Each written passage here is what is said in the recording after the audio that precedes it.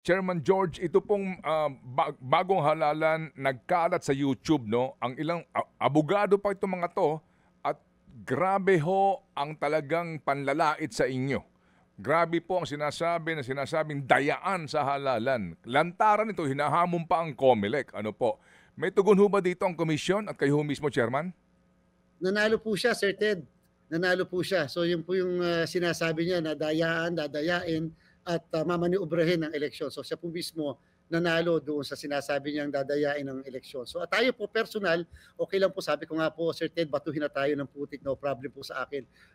Yan po kaya natin patawarin, kaya natin palagpasin. Nasa pamahalaan tayo and therefore hindi tayo dapat onion skin. Wag naman po yung ating integridad ng eleksyon. Kaya kita niyo po, nagpapakahirap tayo magpaliwanag, makumbinsi man lang Mm, ang sambayanan, tanggalin mm. po yung duda.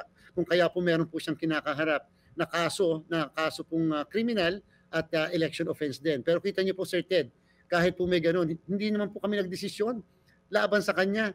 Hindi nga po namin siya, kahit may pending po siyang disqualification case, hindi po namin pinakilos at pinailan na disqualify siya. Okey. Pinabayaan po natin siyang makatakbo upang sambayanan na Hmm. yung mismong constituents na ang bumoto o hindi sa kanya. So ibig sabihin po, lahat ng klase ng tolerance, lahat po ng klaseng pagpapasensya, ginawa po natin. Pero again, meron pong limitasyon ang pasensya ng lahat, lalo pa kapag ka-institusyon o yung mismong proseso na ang kine-question natin. Well, talking about this candidate, ano po, itong si Attorney Respicio, right? Pero may ilan pang ibang abogado na humahamon sa COMELEC na hindi naman kandidato at talaga naman sinasabi na ito na nga, yung bayaran nga daw po kung ilang milyon sa bawat kandidato.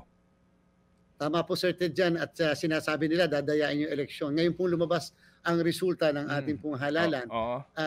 Sa kanila na rin manggaling kung talaga bang nagkaroon ng dayaan. Aha. Ang dami kasi, kung ako po lawyer, bago po sana ako magsalita, i-counter check ko ano ba yung guidelines, ano ba yung rules. May paraan ba to check whether yung binibilang ay tama? May paraan ba to check whether yung pinapadalang result ay tama? Aha. Siyempre po, sa ating mga ordinaryong mamamayan na maaari hindi naman nakapag-aral ng batas, talaga pong kinakailangan natin paliwanagan ng maayos. Pero po sa mga abogado, mas sobra po ang dobleng presumption sa atin na dapat alam Okay. natin yung mismong proseso.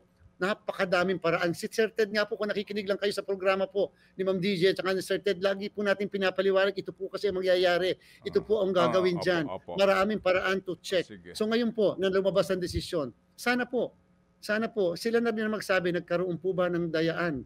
Nagdagdagan ba ng Hmm, boto para hindi hmm. na proklama o mapoproklama yung 12 senador at yung party list na meron tayo at yung lahat ng mga governors hanggang sa baba. Yung iba nga po nag-concede na kaagad ng pagkaaga-aga pa lang, certain 8:00 ng gabi, nag-concede na kasi Hmm. alam nila Opo, tama ang opo, na-transmit na results, tama ang opo. kinanvas na Sige results. po.